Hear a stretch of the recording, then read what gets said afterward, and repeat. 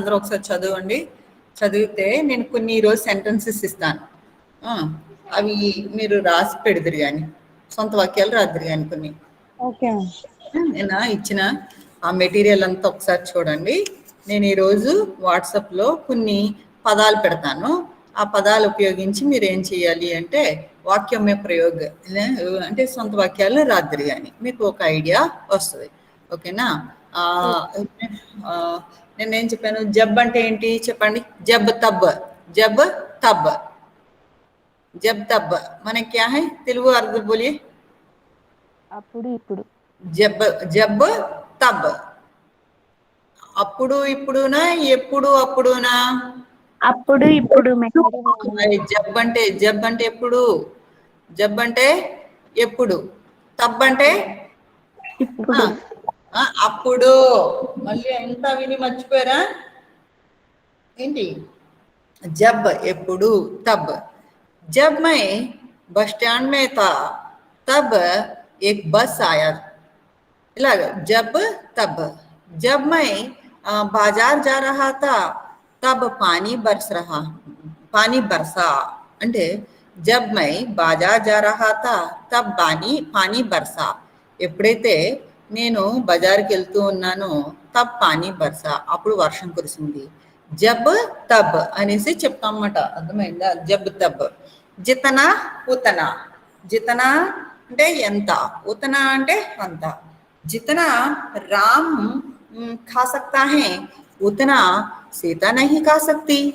ఎంతైతే రాముడు తినగలడో అంత సీత తినలేదు అన్నప్పుడు జితనా ఉతనా. జితనా మై जितना मैं बोलती उतना, जितने समय मैं बोलती उतना समय సీత నహీ బోల్ సక్తి. నేను ఎంత టైం అయితే మాట్లాడతానో అంత టైము సీత మాట్లాడలేదు అని చెప్పేటప్పుడు కూడా మనకేంటంటే జితనా ఉతనా. జితనా మేరే పాస్ హై ఉతనా ఉస్కే పాస్ నహీ. జితనా ధన్ మేరే పాస్ హై ఉతనా ధన్ ఉస్కే పాస్ నహీ హై. నా దగ్గర ఎంతైతే డబ్బు ఉందో అంత డబ్బు అతని దగ్గర లేదు అన్నప్పుడు కూడా జితనా ఉతనా అనేది వస్తుంది. నా వీడియో కనిపిస్తుందా మీకు? కనిపించట్లేదు. ఓకే. देखिए जितना उतना. जितना धन मेरे पास है उतना धन आपके पास नहीं है. నా దగ్గర ఉన్నంత డబ్బు మీ దగ్గర లేదు అని చెప్పాం. లేదంటే जितने साड़ियाँ मेरे पास हैं उतने साड़ियाँ आपके पास नहीं है. నా దగ్గర ఎన్నైతే చీరలు ఉన్నాయో అన్ని చీరలు మీ దగ్గర లేవు. అలా జితనా ఉతనా. జితనే కలం మేరే పాస్ హై ఉతనే కలం ఆప్కే పాస్ నహీ హై. ఎన్ని కలంలు అయితే, కలం అంటే ఏంటి మామూలుగా, కలం అంటే పెన్స్. ఎన్ని పెన్నులు అయితే నా దగ్గర ఉన్నాయో అన్ని పెన్నులు మీ దగ్గర లేవు. మీరు నా కెమెరా ఎవరు ఆఫ్ చేస్తున్నారు? కెమెరా ఆఫ్ అయిపోతుంది అది. नेक्स्ट जितना आप गा सकते, जितने समय आप गा सकते हैं उतना समय मैं नहीं गा सकती. ఎంత అంటే ఎంత సమయం టైం అయితే మీరు పాడగలుగుతున్నారో అంత టైం నేను పాడలేను అనేది తీసి ఉంచు. ఓబ్లమ్మ. जितना समय मैं गा सकती उतना समय आप नहीं गा सकते. నేను ఎంత టైం అయితే నేను పాడగలను అంత టైము మీరు పాడలేరు. మరి నా కెమెరా ఎందుకు ఆఫ్ అవుతుంది? నాకు అర్థం అవట్లా. నా కెమెరా ఆఫ్ అయిపోతుంది. ఎవరైనా ఆఫ్ చేస్తున్నారా? ఏంటి ఆఫ్ చేయలేరు కదా? నా కెమెరా ఆఫ్ కదా? నా కెమెరా ఆఫ్ అయిపోతుందా కదా? వీడియో రావట్లేదు. వీడియో రావట్లేదు. వీడియో ఎందుకు ఆఫ్ అవుతుంది? ఆఫ్ అయిపోతుందమ్మా. ఎవరో ఆఫ్ చేస్తున్నారా? అలా కుదురుద్దా? అలాంటి ఆప్షన్ లేదు మ్యామ్. లేదు కదా? లేదు మ్యామ్. మరి మన వీడియో మనం మాత్రమే ఆన్ చేసుకోగలం, మనమే ఆఫ్ చేసుకోగలం మ్యామ్. కదా? ఎందుకు నా వీడియో ఆగిపోతుంది? నేను వీడియో ఆఫ్ అయిపోతుంది కదా? అవును మ్యామ్. అసలు వీడియో రావట్లేదు, మీ ఆడియో ఒకటే వస్తుంది.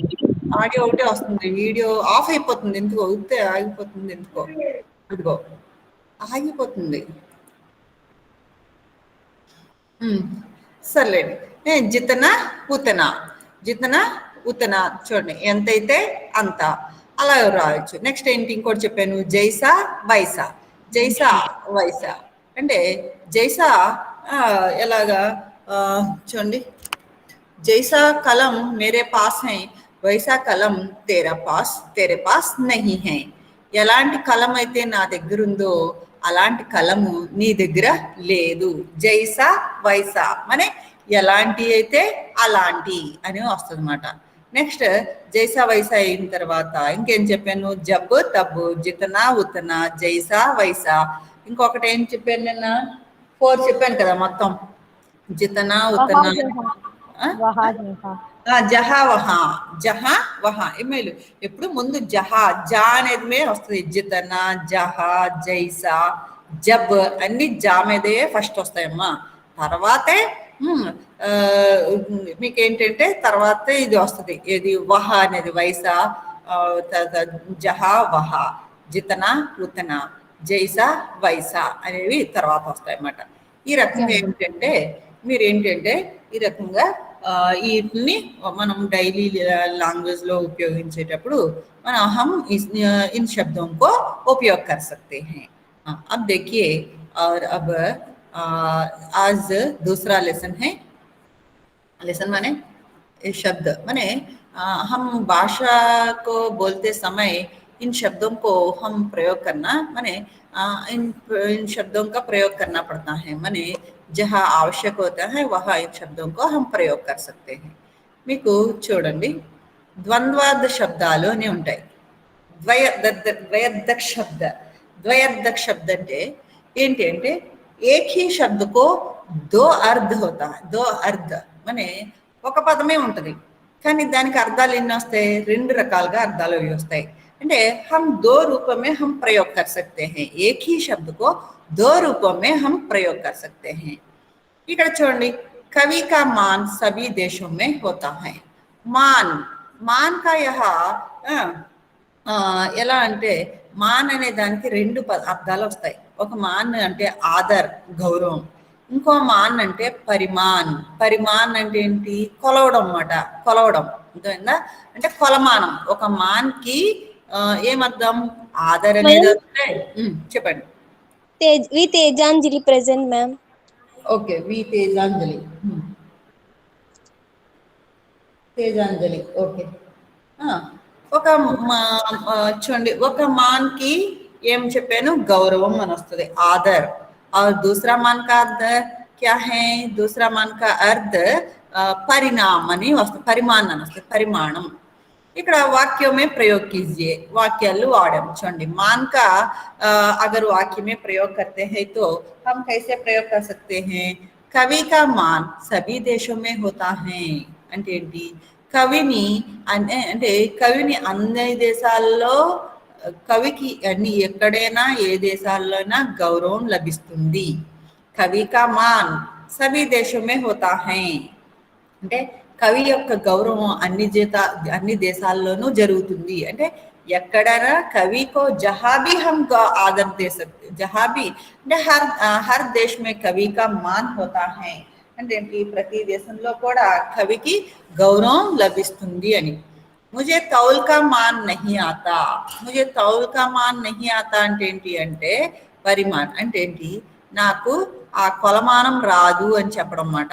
కొలమానం రాదు అంటే ఏంటి, నాకు తుయ్యడం రాదు అనేది చెప్తాం. తౌల్ కా మాన్ నహీ ఆతా అంటే ఏంటి, ఇలా బరువు చూసి ఇది ఎంత బరువు అని చెప్పడం నాకు రాదు అని చెప్పేటప్పటికి పరిమాణం. తౌల్ కా మాన్ నహీ ఆతా అంటే చూసే బరువు అంటే బరువు చూసి చెప్పడం అనేది నాకు రాదు అని.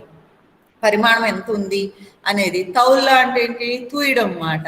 అంటే ఎలా ఎత్తి అంటే ఒక రాయి ఉందనుకోండి, ఆ రాయిని ఎత్తి ఇది ఎంత బరువు ఉంది చెప్పు అంటే నేను చెప్పలేను. అలా ఎత్తి బరువును చూసి ఆ యొక్క పరిమాణం ఎంత ఉంది అనేది నాకు చెప్పడం రాదు. ముజే నహీ ఆతా నాకు రాదు అని.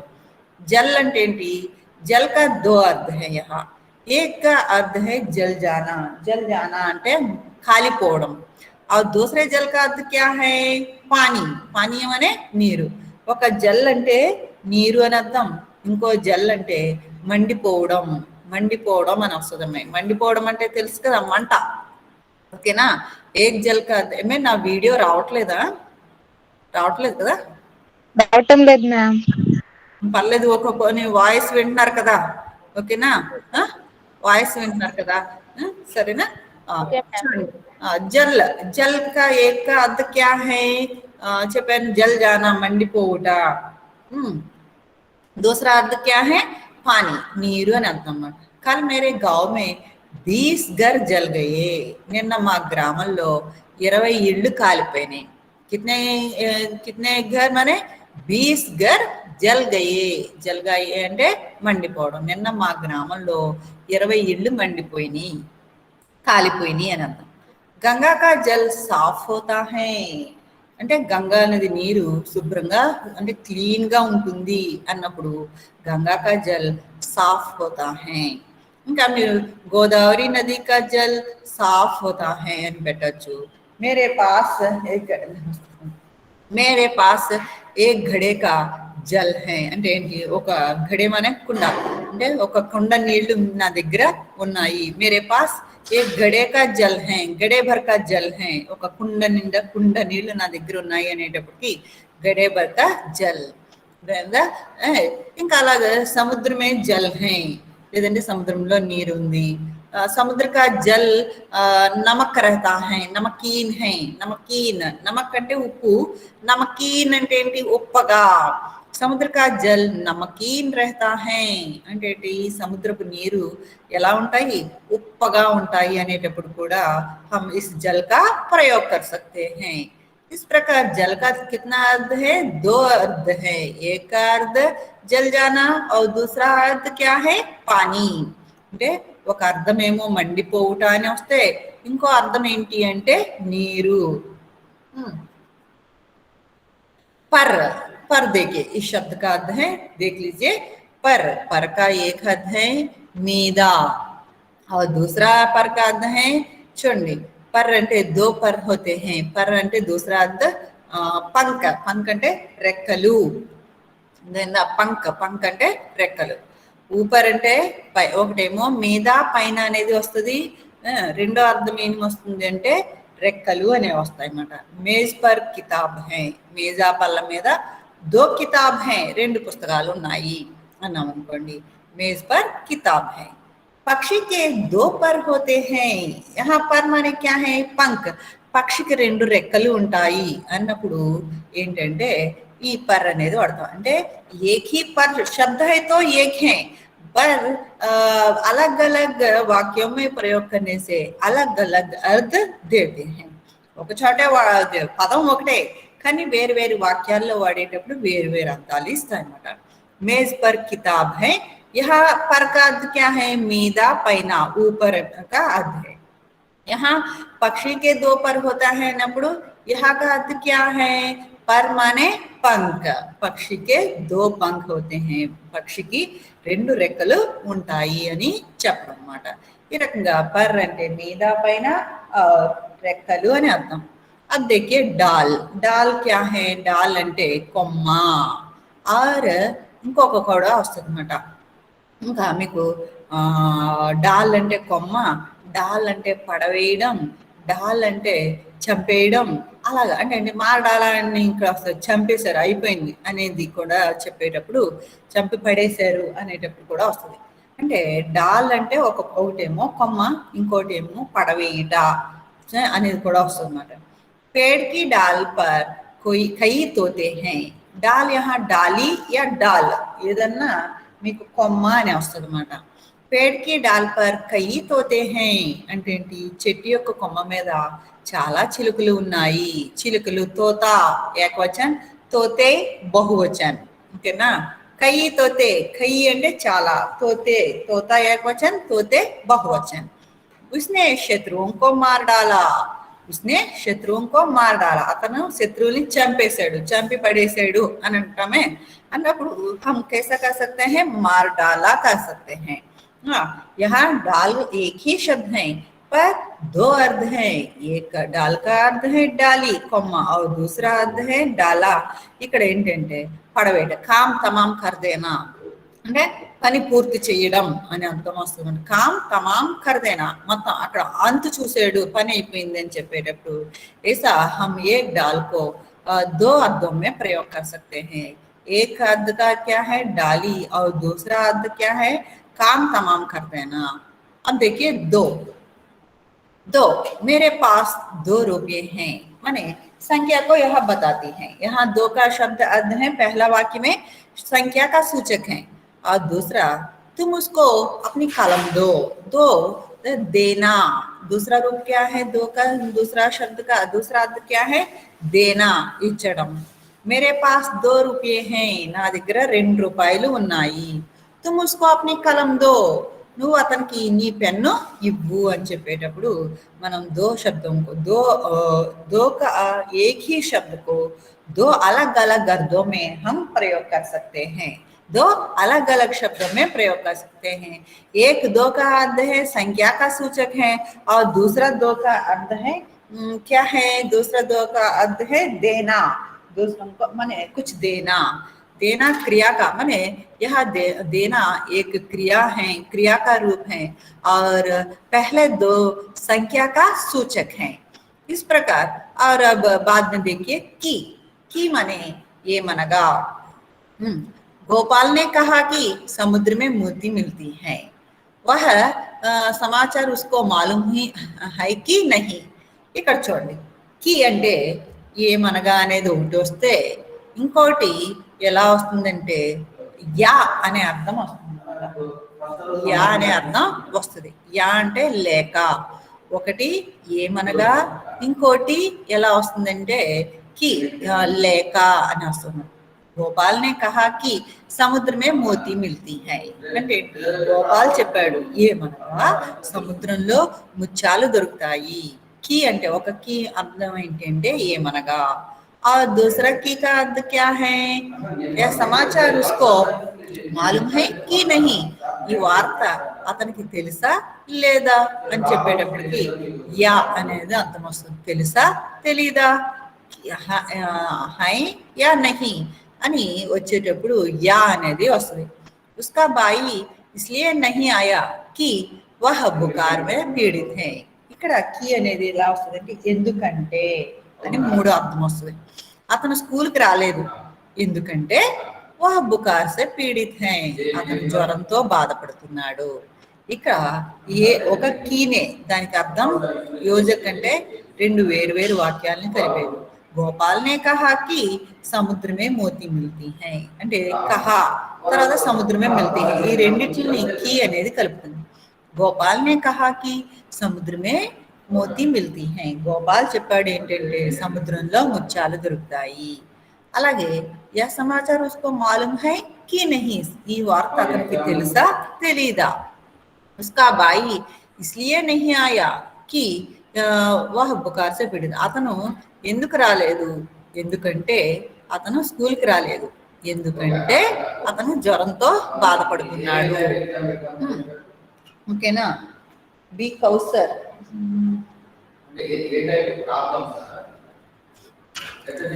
నెక్స్ట్ చూడండి, ఇప్పుడు అర్థమైంది కదా, కీ అంటే ఒక కీ ఏమనగా, ఇంకొక కీ ఎందుకంటే, ఇంకొక కీ లేక, అతను లేక ఆమె అని యా అని చెప్తామే అలా లేక అని ఈ మూడిటి గురించి మీనింగ్ త్రీ అంటే కీ కా శబ్ద 3 अलग अर्थ हैं। తర్వాత కీ చూడండి, కీ అంటే అర్థం ఏంటి, కీ అంటే యొక్క అని అర్థం అన్నమాట। ఒక కీ అంటే యొక్క। జనక్కి పుత్రి సీత హై, జనకుడు యొక్క కూతురు సీత। కీ యొక్క అని చెప్పేటప్పుడు ఈ కీ అనే పదం వస్తుంది అన్నమాట। జనక్కి పుత్రి సీత హై, ఆ కీ అనేది వస్తుంది। నెక్స్ట్ तुमने ऐसी हानि क्यों की, నువ్వు ఇలాంటి నష్టాన్ని ఇలాంటి హానిని ఎందుకు చేసావు, క్యూంకి ఎందుకు చేసావు అనేటప్పుడు కూడా ఇక్కడ క్యూంకి అంటే అక్కడ క్రియకి సపోర్ట్గా దాన్ని వాడతాం అన్నమాట। కర్ ధాతుగా భూతకాల్ అంటే ఏంటి, కర్ణ అనే క్రియకి దీన్ని సపోర్ట్గా వాడుకున్నాం అన్నమాట। కర్ణ అనే క్రియకి దీన్ని సపోర్ట్గా వాడాం కాబట్టి అది భూతకాలంలో వాడతాం అన్నమాట। క్యూంకి ఎందుకు చేసావు, కర్ణకి కీ అనేది వస్తుంది అన్నమాట। ఉన్క జనక్కి పుత్రి సీత హై, जनक की पुत्री सीता అంటే ఏంటి यहाँ की एक विभक्ति है षष्ठी विभक्ति माने यहाँ एक कारक है तुमने ऐसी హాని क्यों की నువ్వు ఇలాంటి నష్టాన్ని ఎందుకు కలిగించావు ऐसी हानि क्यों की ఇలాంటిది ఎందుకు చేశావు मैं तुम्हारा काम करना भूल गया अब देखिए कि भूल అంటే మర్చిపోవుట मैं तुम्हारा काम करना भूल गया ఒకటేమో మర్చిపోవడం ఇంకోటి భూల్ అంటే గలతి అంటే తప్పు సార్ ప్లీజ్ భూల్ జానా భూల్ జానా మర్చిపోవట గలత్ అంటే ఏంటి గలతి అంటే ఇంకోటి తప్పు అని మై తుమ్హారా కామ్ కన్నా భూల్ గయా నేను నీ పని చేయడం భూల్ గయా అని మర్చిపోవడం మేరీ భూల్ మాఫ్ కీజే ఇంకో భూల్ అంటే ఏంటి గలతి అని తప్పు అని అర్థం ఒక భూలు మర్చిపోవుట ఇంకో భూలు గలతి అని అర్థం అన్నమాట తప్పు అని అర్థం మై తుమ్హారా కామ్ కన్నా భూల్ గయా నేను నీ పని చేయడం మర్చిపోయాను మేరీ భూల్ మాఫ్ కీజియే నా యొక్క ఈ తప్పుని క్షమించండి అన్నప్పుడు ఒక భూల్ని ఇక్కడ తప్పు అని అర్థం అన్నమాట పైదేమో మర్చిపోవుట ఈ రకంగా ఏక్ హీ శబ్ద్ హై पर दो अलग अलग अर्थ रहता है माने अलग अलग वाक्यों में प्रयोग करने पर अलग अलग अर्थ देता है अर्थ के अनुसार हम प्रयोग कर सकते हैं अब देखिए मगर का भी 3 अर्थ रहता है इस नदी में कई मगर हैं मगर माने यहाँ మొసలి క్రొకొడైల్ అన్నాం చూడండి మొసలి అనేటప్పుడు ఇక్కడ ఈ వాక్యంలో అర్థం ఏంటంటే మొసలి అని అర్థం मैं विलायत जाना चाहता हूँ मगर मेरे यहाँ आवश्यक धन नहीं है ఇక్కడ రెండోది ఏంటి అంటే నేను విదేశాలకు వెళ్ళాలనుకుంటున్నాను మగర్ కానీ మేరే యహా ఆవశ్యక్ ధన్ నహీ హై కానీ నాకు ఇక్కడ అవసరమైన డబ్బు లేదు ఒక మగర్ అంటే ముసలి ఇంకో మగర్ అంటే అర్థం కానీ అని అర్థం నాకు విదేశాలకు వెళ్ళాలని అనుకుంటున్నాను నేను కానీ నా దగ్గర అంత డబ్బు లేదు అవసరమయ్యే డబ్బు లేదు అంటే ఇక్కడ తర్వాత సముద్రమే కయి మగర్ హై అన్నాం లేదంటే నదిమే కయి మగర్ హై నదిలో చాలా ముసళ్ళు ఉన్నాయి సముద్రంలో చాలా ముసళ్ళు ఉన్నాయి అన్నప్పుడు క్రొకోడైల్ వస్తుంది అన్నమాట జంతువు అది ఒక జాన్వర్ ఇంకో మగర్ అంటే కానీ అని వస్తుంది అన్నమాట నెక్స్ట్ తీర్ అంటే ఇక్కడ నది ఒడ్డు అని వస్తుంది ఇంకో తీర్ అంటే బాణము అని వస్తుంది అన్నమాట ఒక నది అంటే కినారా అంటే ఒక తీర్ అంటే కినారా ఒడ్డు ఇంకో తీర్ అంటే ఏంటి బాణము అని అర్థం నదికే తీర్ పర్ నారియాల్కే పేడ్ హోతే హై నది ఒడ్డున కొబ్బరి చెట్లు ఉంటాయి నదికే తీర్ పర్ నారియాల్కే పేడ్ హోతే హై నది ఒడ్డున కొబ్బరి చెట్లు ఉంటాయి ధనుష్ కే సహారే తీర్ చోడ్తే హై ధనుష్ కే సహారే తీర్ చోడ్తే హై అంటే బాణం సహాయంతో ఏంటంటే ధనుష్ అంటే అది ధనుష్ ఉంటుంది కదా పెద్దది అంటే బాణాలు వదలడానికి ముందు ధనుష్ ఉంటుంది కదా దాని యొక్క సహాయంతోనే బాణాలు వదులుతాము అని అర్థం అన్నమాట ఒక తీర్ అంటేనేమో ఏమొస్తుంది నది అని వస్తుంది ఇంకో తీర్ అంటే ఏంటి వస్తుంది బాణము అని వస్తుంది బందర్ ఏక్ నటకట్ జాన్వర్ హై అయితే ఇక్కడ చూడండి ఇక్కడ బందర్ అంటే రెండు పేర్లు ఒకటి వస్తుంది అనమాట ఒక బందర్ అంటేనేమో కోతి అని వస్తుంది ఇంకో బందర్ అంటే బందర్గాహ్ అంటాం బందర్గాహ్ అంటే ఓడరేవు షిప్లు ఆగే ప్రాంతం ఉంటుంది కదా షిప్ యార్డ్ అంటే ఓడరేవు ఓడలు పెట్టి ఆగుతాయి కదా ఆగే ప్రదేశాన్ని బందర్గాహ్ అంటారు అంటే ఓడరేవు బందర్ ఏక్ నటకట జాన్వర్ హై ఒక కోతి ఒక కొంటె నటకట అంటే కొంటె అల్లరి అలా వస్తుంది అన్నమాట కొంటి జంతువు అని చెప్పడం బొంబాయి కా బందర్ బహుత్ బడా హై అంటే బొంబాయి యొక్క ఓడరేవు చాలా పెద్దది బొంబాయి కా బందర్ బహుత్ బడా హై బొంబాయి యొక్క అంటే బాంబేలో ఓడరేవు చాలా పెద్దది అని చెప్పేటప్పుడు ఈ బందర్ అనే పదాన్ని శబ్దగా హం ప్రయోగ్ करते हैं अब देखिए लाल का अर्थ है एक लाल का अर्थ है रंग का नाम लाल रंग అంటే ఎరుపు రంగు ఆ दूसरा लाल का अर्थ है బిడ్డ బేటా అని చెప్పేటప్పుడు కొడుకు పుత్రుడు అనే పదం చెప్పేటప్పటికి లాల్ అనే అర్థం వస్తుంది एक लाल का अर्थ है लाल रंग का नाम और दूसरा लाल का अर्थ क्या है पुत्र మాలతి హమేషా లాల్ కపడే పహన్తీ హై. మాలతి ఎప్పుడు ఎర్ర బట్టలు ధరిస్తుంది. హమ్ సబ్ భారత్ మాతాకే లాల్ హై.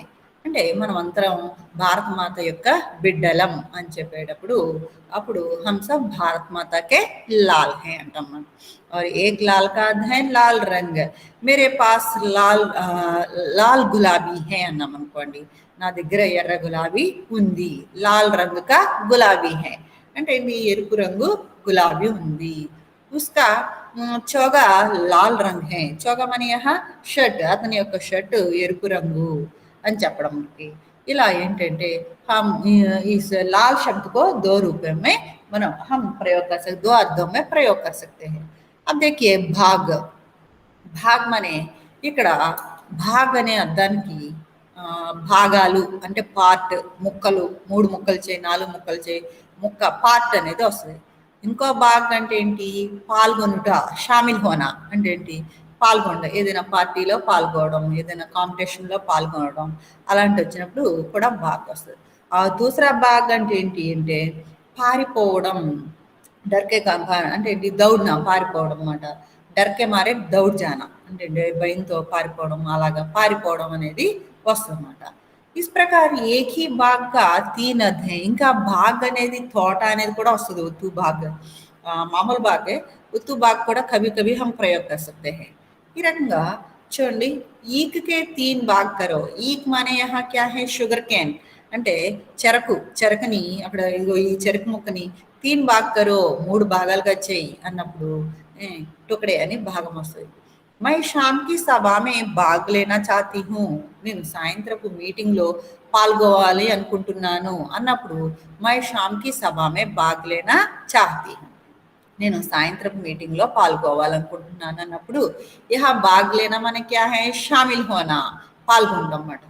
తోప్కి ధ్వని సున్కర్ సైనిక్ భాగ్ గయే.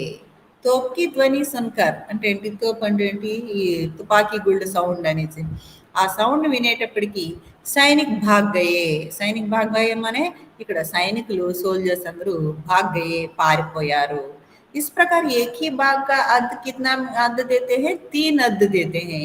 एक भाग का अर्थ है भाग माने पार्ट, टुकड़े करना. और दूसरा भाग का अर्थ क्या है, शामिल होना అంటే పాల్గొంటా. और तीसरा भाग का अर्थ क्या है, डर के कारण दौड़ना माने दौड़ जाना. అంటే ఒక భాగ్కే ఒక అర్థమేమో పార్ట్, ముక్కలు అని వస్తే, ఇంకో అర్థం, ఇంకో భాగ్కేమో పాల్గొనుట. ఆ తీసరా భాగ్కి ఏమర్థము అంటే పారిపోవడం అనేది వస్తుంది అన్నమాట. అంటే ఏంటి, జహా మనే एक वाक्य में वाक्य के अर्थ के अनुसार इस शब्दों का, इन शब्दों का प्रयोग करते हैं. सोना. सोना माने क्या है, एक तो माने బంగారాన్ని सोना అంటాం. और एक क्रिया के रूप में इसे प्रयोग कर सकते हैं. क्रिया का अर्थ क्या है, సోనా అంటే నిద్రించుట. ఒకటేమో బంగారం అనే మీనింగ్ వస్తుంది, ఇంకో సోనా అనే దానికి ఏమొస్తుంది అంటే ఇది ఒక క్రియ అన్నమాట. ఒక మెయిన్ వెర్బ్గా దీన్ని ఉపయోగిస్తాం. సోనా అనేది క్రియ. సోనా బహుత్ మహంగా. మహంగా చూడండి, మహంగా అంటే ఖరీదు ఎక్కువ, బంగారం చాలా రేట్ ఎక్కువ. దేర్ తక్ సోనా అచ్చా నహీ హై. లేట్గా పడుకోవడం మంచిది కాదు. దేర్ మనే ఆలస్యం, లేట్గా, ఆలస్యంగా పడుకోవడం మంచిది కాదు. ఇక్కడ పడుకోవడం, ఇక్కడ సోనా అంటే నిద్రించుట, ఏక క్రియా కా రూప్ హై. और पहला सोना एक नामवाचक, एक संज्ञा का शब्द है. सोना एक संज्ञा का शब्द है. यह और दूसरा वाक्य में सोना एक क्रिया रूप है. మొదట అది నామవాచకము, ఇందులో చూస్తేనేమో రెండో వాక్యంలో చూస్తే అది ఒక క్రియారూపం అన్నమాట. ఈ రకంగా సోనా అనే దానికి ఒకటి బంగారము అనే అర్థం వస్తే, ఇంకో సోనాకి నిద్రించుట అనే ఒక క్రియ వస్తుంది. నెక్స్ట్ కల్. కల్ చూడండి, కల్ ఇక్కడ కల్ అనే దానికి ఒకటి నిన్న అని వస్తుంది, ఒకటి రేపు అని వస్తుంది, ఇంకోటి ఏంటంటే యంత్రము. యంత్రము అని కూడా అనొచ్చు. కల్ అంటే యంత్రము అని కూడా వస్తుంది. కల్ మేరా భాయి బొంబాయి సే ఆయా. నిన్న మా తమ్ముడు బొంబాయి నుంచి వచ్చాడు. మేరా చోటా భాయి, మేరే చోటే భాయి అన్నాం అనుకోండి తమ్ముడు. మేరే బడే భాయి అంటే అన్నయ్య. ఇక్కడ మేరా భాయి అంటే ఏంటి, బ్రదర్ అంతే. మా బ్రదర్ నిన్న బొంబాయి నుంచి వచ్చాడు. కల్ మై ఢిల్లీ జాऊंगा, రేపు నేను ఢిల్లీ వెళ్తాను. ఉంగా ఇక్కడ ఏంటి, గా అనేది భవిష్యత్ కాల్, ఏగా ఏగి ఏంగే, ఉంగా ఉంగి, తర్వాత ఓగే ఇవి వచ్చినప్పుడు, గా అనేది వచ్చినప్పుడు ఎంతో జరూర్ భవిష్యత్ కాల్, అవునా. కై మై ఢిల్లీ జాऊंगा, నేను రేపు ఢిల్లీ వెళ్తాను. ఐ విల్ గో అనేమాట. कल मैं आटा पीसते हैं, कल में आटा पीसते हैं. कल माने यहाँ యంత్రం, యంత్రంలో ఆటా పీస్తే హే అంటే ఏంటి, ఆట అంటే పిండి అంటే ఏంటి, మనం మర యంత్రాల్లో పిండిని తీసినామనే అంటే మనం ఆడిస్తామంటాం కదా, పిండి ఆడిస్తామంటాం కదా, యంత్రాల్లో మనం పిండి ఆడిస్తాము అంటాం కదా, అంటే మనం పిండి యంత్రం దగ్గరికి తీసుకెళ్తాం కదా మేము పిండి ఆడించడానికి, అది దాన్ని ఏమంటామంటే మామూలుగా యంత్రము అనేసి అంటాం అన్నమాట. కల్ అంటే ఇక్కడ యంత్రం. एक ही कल का शब्द है, तीन शब्द तो एक ही है पर अर्थ तो अलग अलग, तीन अर्थ हैं. यहाँ कल एक ही शब्द है पर इसका तीन अर्थ है. एक कल का अर्थ क्या है, बीता हुआ समय का, और एक कल का अर्थ है आने वाला समय का, और एक कल का अर्थ है यंत्र. అంటే నిన్న గడిచిపోయింది ఒకటి, నిన్న రాబోయేదానికి రేపు, నెక్స్ట్ ఇంకో కల్ అంటే ఏంటి అంటే यंत्रम अने अर्थ अన్నమాట. ఈ రకంగా एक ही शब्द का हम तीन अर्थों में प्रयोग कर सकते हैं. और देखिए, और అంటే మీకు మరియు అనే వస్తుంది. నెక్స్ట్ ఇంకా ఏంటంటే ఇంకా నాకు ఇంకా అని చెప్పేటప్పుడు కూడా, ఇంకా అన్నప్పుడు కూడా ఔర్ అనేది వస్తుంది. అంటే ఒక ఔర్ అంటే మరియు అని వస్తుంది, ఇంకో ఔర్ అంటే ఇంకా అనేది అర్థం కూడా వస్తుంది. రామ్ और రమేష్ खेलते हैं, రామ్ రమేష్ ఆడుకుంటున్నారు. ముझे और 2 లీటర్ తేల్ చాహియే, నాకు ఇంకా 2 లీటర్ల నూనె కావాలి అన్నప్పుడు, ఇంకా అన్నప్పుడు ఔర్ చాహియే, ముझे और भी స్వీట్ చాహియే అన్నాం అనుకోండి, ఔర్ भी అంటే ఇంకా, నాకు ఇంకా కావాలి అన్నప్పుడు ఔర్ అనేది వాడతాం. ఈ రకంగా एक ही और का शब्द 2 अलग अलग शब्दों में हम प्रयोग कर सकते हैं. ఏక్ ఔర్ అంటే మరియు అని వస్తుంది. ఔర్ ఇంకో అర్థం ఏమి వస్తుంది అంటే ఇంకా అనే పదానికి అర్థం వస్తుంది. అద్దెకి కర్ కూడా అంతే. కర్ అనేది కూడా ఒక కర్ణ అనేది ఒక క్రియ, పని చేయడం, ఇంకా క్రియారూపం అన్నమాట. నెక్స్ట్ కర్ అంటే చేయి అని కూడా వస్తుంది. చేయి, హాత్, హ్యాండ్. కర్ అంటే హ్యాండ్ అని కూడా వస్తుంది. హమ్ కర్ జోడ్కర్ ప్రణామ్ కర్తే హై, హమ్ కర్ సే కామ్ కర్తే హై అంటే మనం చేతులతో పని చేస్తాము, లేదంటే మనం చేతులు జోడించి ప్రణామం చేస్తాము. హమ్ కర్ జోడ్కర్ ప్రణామ్ కర్తే హై, మనం చేతులు జోడించి నమస్కరిస్తాము. మేరే మామాజీ 1000 రూపాయ కా కర్ చుకాతే హై. ఇంకా కర్ర ఇంకోటి, మీకు ఇంకోటి అప్పు అనేది కూడా వస్తుంది అమ్మాయి. ఒక కర్ర అంటే పని చేయడం, ఇంకో కర్ర అంటే అప్పు చేయడం, ఇంకో కర్ర అంటే చేతులు అనేవి కూడా మనకి కనిపిస్తూ ఉంటాయి అన్నమాట. ఇన్ని అంటే ఒక కర్రకే 3 అర్థాలు మీకు కనిపిస్తాయి. 3 అర్థాలు కనిపిస్తాయి. ఎలా చూడండి, హమ్ కర్ జోడ్కర్ ప్రణామ్ కర్తే హై, మనం చేతులు జోడించి మనం ఏంటంటే ప్రణామం చేస్తాం, నమస్కరిస్తాము అని ఇక్కడ చేతులు అని అర్థం. మేరే మామాజీ 1000 రూపాయ ఖర్చు కాతే హై, ఇంకా మా మామాజీ 1000 రూపాయలు అప్పు తీర్చారు అని చెప్పామనుకోండి, మా మామయ్య ఖర్చు కాతే హై, ఖర్చు కానంటే అప్పు తీర్చడం, మా మామయ్య 1000 రూపాయలు అప్పు తీర్చుతారు అన్నప్పుడు ఇక్కడ కర్ర అంటే అప్పు అని అర్థం. ఇంకో కర్ర ఏంటి, పని చేయడం. హమ్ హాథం సే కామ్ కర్తే హై, మనం చేతులతో పని చేస్తాము అంటే ఏంటి, హమ్ ఇక్కడ హమ్ కర్ సే కామ్ కర్తే హై అని కూడా అనొచ్చు. అంటే మనం చేతులతో పని చేస్తాము, చేయడం. ఒకటి కర్క చేతులు అని అర్థము, ఇంకో కర్ర అంటేనేమో అప్పు అని వస్తుంది, ఇంకో కర్ర అంటే పని చేయడం. ఈ రకంగా एक ही कर शब्द का 3 अर्थों में हम प्रयोग कर सकते हैं. अब देखिए काम. काम माने मैं हाथों से काम करता हूँ, यहाँ పని అని అర్థం. ఆ శివాజీ నే కామ్ కో భస్మ్ కర్ డాలా. ఇక్కడ మీకు ఎలా అంటే ఇక్కడ ఎలా, ఒకటేమో పని, ఇంకొకటి ఏంటంటే మనకి ఎవరు కాముడు అనేసి ఒకరు ఉంటారు, కామదేవుడు అనేసి ఉంటారు కదా, అతన్ని కూడా ఏమంటాము అంటే కామ్ అని చెప్పేసి పిలుస్తామంట. అంటే ఇక్కడ కామ్ అనేది 2 రకాలకి వాడతాం. मैं हाथों से काम करता हूँ, శివజీని కామ్కో భస్మ కరడా, శివుడు కామదేవుడిని భస్మం చేసాడు అని చెప్పేటప్పటికి ఈ ప్రయోగం వాడతాం అన్నమాట. ఈ కామ్ అనేది వాడతాం. నెక్స్ట్ కాల్, వర్తమాన్ కాల్కే 3 భేద్ హై. ఇక్కడ కాల్ అంటే ఏంటి? ఈ యొక్క వర్తమాన కాలంలో 3 రకాలు ఉన్నాయి అని చెప్పేటప్పుడు కాల్ అనేది వాడతాం. కాల్కే హాత్సే రాజా బి నహి బచ్ సక్తా. ఇంకో కాల్ అంటే మౌత్ అనే అర్థం వస్తుంది అన్నమాట. మౌత్ అంటే చావు, అంటే చావు నుంచి ఎవరు తప్పించుకోలేరు అనేటప్పుడు ఇక్కడ ఒక కాల్ అంటే మౌత్ మృత్యు అంటే, ఇంకో కాల్ అంటే కాలము అని చెప్పేసి వస్తుంది సమయం. జీ ఆజ్ మేరా జీ అచ్చి నహీ హే, ఈరోజు నా మనస్సు బాలేదు అన్నప్పుడు జీ అంటే మనస్సు అని వస్తుంది. ఇంకో జీ అంటే ఏంటి? గౌరవ సూచకం. రామారావు జీ బడే పండిత్ హే, లేకపోతే జీ అంటే రామారావు గారు చాలా గొప్ప పండితుడు అన్నప్పుడు రామారావు జీ అంటన్నమాట.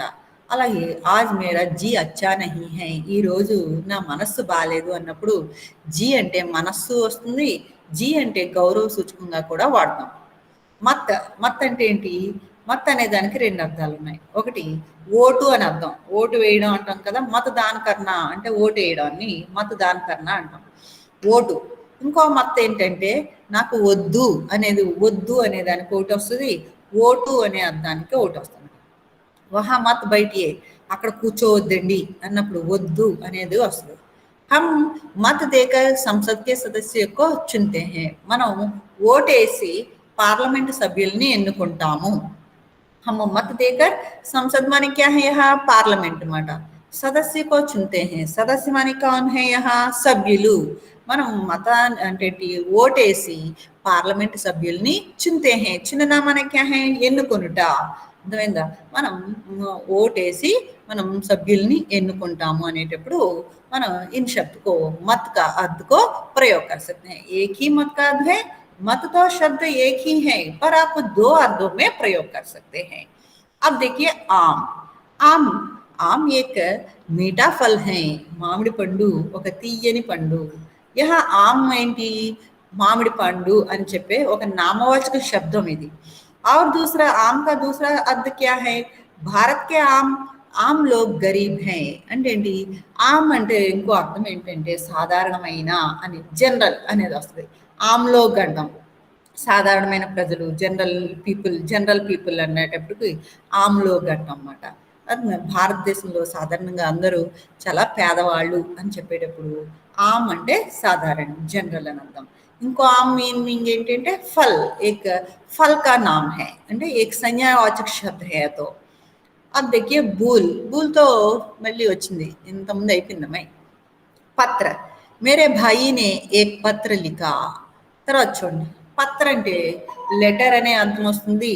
ఇంకో పత్ర అంటే ఏమొస్తుంది అంటే ఆకు, ఆకు అనే అర్థానికి కూడా వస్తామట. ఇలాగా మేరే భాయిని ఏక్ పత్ర లిఖా, నా బ్రదరు ఒక లెటర్ రాశాడు. పీపల్ కే పత్ర సుందర్ హోతా హై, రావి ఆకులు అందంగా ఉంటాయి అన్నప్పుడు ఒక పత్రేమో లెటర్ అని వస్తే, ఇంకో పత్ర ఏంటంటే లీఫ్, ఆకు అని చెప్పడానికి పత్రము అంటాం కదా. మనం తెలుగులో కూడా అంటాం కదా, పత్రని ఆకు అంటాం కదా అలా. ఉత్తర్, ఉత్తర్ మనే యహా క్యా హై? ఉత్తర్ అంటే ఏక్ దిశ, దిశ కా నామ్. और ఉత్తర్ ఇంకా మనం జవాబు అని చెప్పేటప్పుడు కూడా ఉత్తర్ వస్తుంది. భారత్ కే ఉత్తర్ మే హిమాలయ పహాడ్ హై, భారతదేశానికి ఉత్తరాన హిమాలయ పర్వతాలు ఉన్నాయి. తర్వాత మేరే ప్రశ్న కా ఉత్తర్ దో, నా ప్రశ్నకి జవాబు ఇవ్వు. మేరే ప్రశ్న కా ఉత్తర్ దో, నా ప్రశ్నకి జవాబు ఇవ్వు అని చెప్పేటప్పుడు కూడా మనం ఏంటి అంటే ఉత్తర్ అనే పదాన్ని వాడతాం అన్నమాట. ఈ రకంగా మనం ఏంటి అంటే ఈ రకంగా एक ही शब्द को हम अलग अलग अर्थों में प्रयोग कर सकते हैं. एक ही शब्द है पर अलग अलग अर्थों में प्रयोग कर सकते हैं. माने क्या है? एक शब्द को अलग अलग अर्थ होते हैं. हम क्या सोचते हैं? हम आवश्यक के अनुसार उन शब्दों को हम प्रयोग कर सकते हैं. ఈ రకంగా చూస్తే మీకు ఏంటంటే వీటిని వ్యర్థక శబ్ద అనేసి అంటన్నమాట. వీటికి 2 మీనింగ్లు ఉంటాయి. అలాగే మీకు కొన్ని పదాలు ఇవ్వటి చెప్పలేదమ్మా. బాద్, పెహ్లే, కే బాద్, కే పహ్లే అనే పదాలు ఉన్నాయి. కే బాద్ అంటే తరువాత, కే పహ్లే ముందు. ఇప్పుడు వీటిని బాద్ పహలే, తరువాత, ముందు అనేటప్పుడు కొన్ని వాడేటప్పుడు ఇవి కే బాద్, వీటికి ఎప్పుడు ముందు కే అనేది ఉండాలి. కే సివా, కే బినా, కే అలావా. కే సివా అంటే తప్ప, కే బినా లేకుండా, కే అలావా కాక తప్ప. వీటిని కూడా ఏంటంటే వీటికి కూడా కంపల్సరీ ముందు కే అనే పదం ఉంటుంది అన్నమాట. బాద్కి ముందు ఎప్పుడు కే బాద్. ఎలాగా, రామ్కే జానీకే బాద్ మోహన్ ఆయా, రాముడు వెళ్ళిపోయిన తర్వాత మోహన్ వచ్చాడు. అంటే ఏంటి, ఒక క్రియ అయిపోయిన తర్వాత ఇంకో క్రియ స్టార్ట్ అవుతుంది అన్నమాట, పూర్తవుతుంది. అలా వచ్చినప్పుడు కూడా కే బాద్, కే పహలే. కే బాద్ అంటే తరువాత, రామ్కే జానీకే బాద్, ఎప్పుడు కూడా కే అనేది ఉండాలి. రామ్కే జానీకే బాద్ మోహన్ ఆయా. అలాగే पहले नेक्स्ट हमारे वहां पहुंचाने के पहले గోపాల్ రావు జీ గావ్ గయే, మేము అక్కడికి వెళ్ళక ముందే గోపాల్ గారు వెళ్ళిపోయారు అన్నప్పుడు ఇక్కడ కూడా పహుంచనే కే పహలే అనేది వాడాలి. కే ముందే అని చెప్పేటప్పుడు ఇట్లకి గుర్తుంచుకోవడమే. ఈ బాద్, పహలే, सिवा, बिना, अलावा इन शब्दों के पहले आपको जरूर के का प्रयोग करना पड़ता है.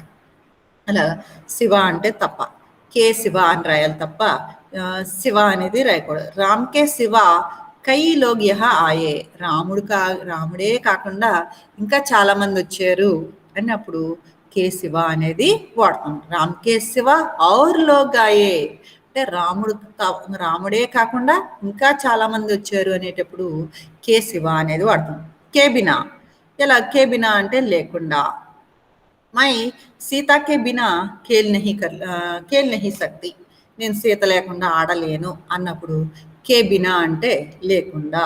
అంటే ఉస్కే బినా మై నహీ రా సక్తా, లేకపోతే ఉస్కే బినా మై నహీ గా సక్తి అంటే ఆమె లేకుండా నేను పాడలేను. ఉస్కే బినా మై గా నహీ సక్తి అంటే ఆమె లేకుండా నేను పాడలేను.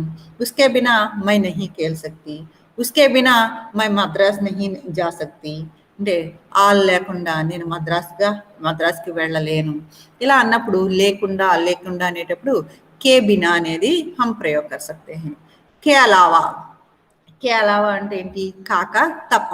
కే అలావా, కాక తప్ప. రామ్కే అలావా అంటే రాముడే కాకుండా, రామ్కే అలావా కై లోగ్ మనే కై విద్యార్థియా కక్షా మే హై, రాముడే కాకుండా ఇంకా చాలా మంది విద్యార్థులు కక్షా మే హై అంటే ఏంటి, క్లాస్లో ఉన్నారు. కక్ష మనే క్యా హై, క్లాస్. రామ్కే అలావా కై లోగ్ యహా ఆయే, చాలా మంది, రాముడే కాకుండా ఇంకా చాలా మంది వచ్చారు. లేకపోతే उसके अलावा कई लोग यहाँ आए, లేకపోతే उसके अलावा सीता भी यह काम कर सकती हैं, అతనే కాక సీత కూడా ఈ పని చేయలేదు అనేటప్పుడు కూడా కే అలావా అనేది వాడతాం.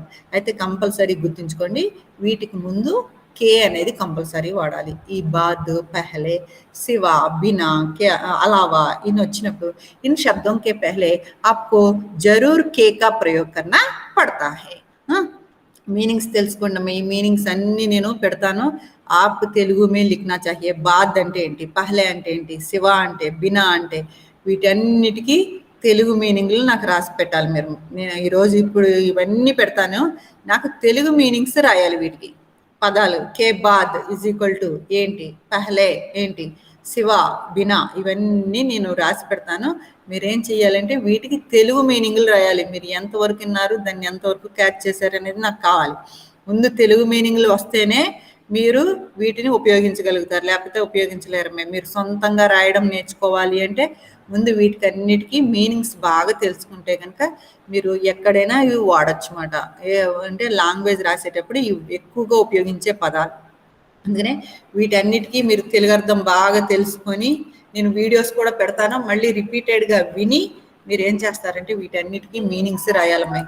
అందరూ ఈరోజు నాకు ఈవినింగ్కైనా రేపు మార్నింగ్కైనా నేను చూస్తాను. మొత్తం అందరూ రేపు మార్నింగ్ క్లాస్కి, రేపు లేదు కదా సండే కదా, మండే క్లాస్కి మీకు ఈ పదాలన్నీ వచ్చేయాలి. నేను ఏ పదం అడిగితే ఆ పదం నాకు చెప్పాలి, తెలుగు మీనింగ్ చెప్పాలి అమ్మాయిలు. ఓకేనా? మీకు లాంగ్వేజ్ రావాలి అంటే ముందు మీనింగ్స్ తెలుసుకోవాలి, శబ్దాలు నేర్చుకోవాలి. శబ్దాల యొక్క అర్థాలు నేర్చుకుంటేనే మీరు ఏంటి అంటే లాంగ్వేజ్ రాయగలుగుతారు. అదేమి రాయకుండానో ఊరినే డైరెక్ట్ బట్టి పట్టేస్తే వచ్చేసింది కాదు సార్. అర్థమైందా? తెలుగు మీనింగ్స్ మీకు బాగా రావాలి, వస్తే మీరు ఈజీగా రాయగలుగుతారు. అమ్మాయిలు అర్థమైనయా? Okay ma'am. మేడం. మీనింగ్స్ రాస్తారా? పెట్టనా నేను అన్నిని? ఓకే అన్ని రాస్తారా?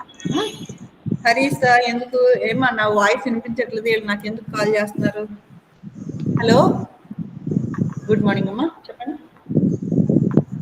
కట్ అయిందా? వస్తుంది, నీకు కట్ అయినట్టుందమ్మా, అందరికీ వస్తుంది. ఓకే, అయిపోయింది క్లాస్. మళ్ళీ అర్థమైంది కదా? నేను ఈరోజు అన్ని ఆ పదాలన్నీ పెట్టేస్తాను. మీరు మండే కల్లా ఆ హోంవర్క్ చేసి మీరు ఏం చేయాలి అంటే మీనింగ్స్ రాసి నాకు వాట్సాప్లో పెట్టండి. ప్లస్ మండే కూడా నేను అడుగుతానని క్లాస్ మానేయడం లాంటివి చెయ్యొద్దమ్మాయిలు. మీరు లాంగ్వేజ్ నేర్చుకోవాలి అంటే మనమే ఉన్నాం కాబట్టి ఏమి భయపడాల్సిన అవసరం లేదు. మీరు పదాలన్నీ చెప్పొచ్చు, అర్థమైందా? అడిగానని చాలా మంది క్లాసులు మానేయడం అలాంటివి చేస్తున్నారు. అలా మానకూడదు అమ్మాయి. మనం లాంగ్వేజ్ నేర్చుకోవాలి, అర్థమైందా? నేర్చుకోవాలంటే పదాలన్నీ ముందు తెలుగు మీనింగ్, తెలుగు అంటే ఈ పదానికి హిందీలో ఏమంటారు అనేవి తెలియాలి. వాక్యాల్ని మీరు సొంతంగా రాయగలిగేలా మీరు అవ్వాలి. అంటే ముందు మీకు ఇంత క్లియర్గా ఎందుకు చెప్తున్నానంటే ఏ పదాన్ని మీరు ఎక్కడ ఎలా ఉపయోగించవచ్చు అనేది తెలుసుకోవచ్చు కాబట్టి. అందుకనే మీకు సాయంత్రానికి నేను అసైన్మెంట్ ఇస్తాను, అవి మీ సొంత వాక్యాల్లో మంచిగా రాయండి. మీకు లాంగ్వేజ్ మీద ఎంత పట్టు వస్తుందో మీకు తెలుస్తుంది. ఓకేనా? ఇంకా ఉండనైతే అమ్మాయిలు అర్థమైంది కదా క్లాస్ అంతా? ఓకే అర్థమైంది కదా? అమ్మాయి ఇలా చెప్తే సరిపోతుంది కదా? ఇలా చెప్తే సరిపోతుందా? Yes ma'am. ఇలా చెప్తే చాలు కదా? ఓకేనా? ఉండనా మరి? నెక్స్ట్ క్లాస్ లో ఉంటాయి కదా? ఓకే అమ్మాయిలు. Okay ma'am, thank you ma'am. Thank you. Thank you. Thank you.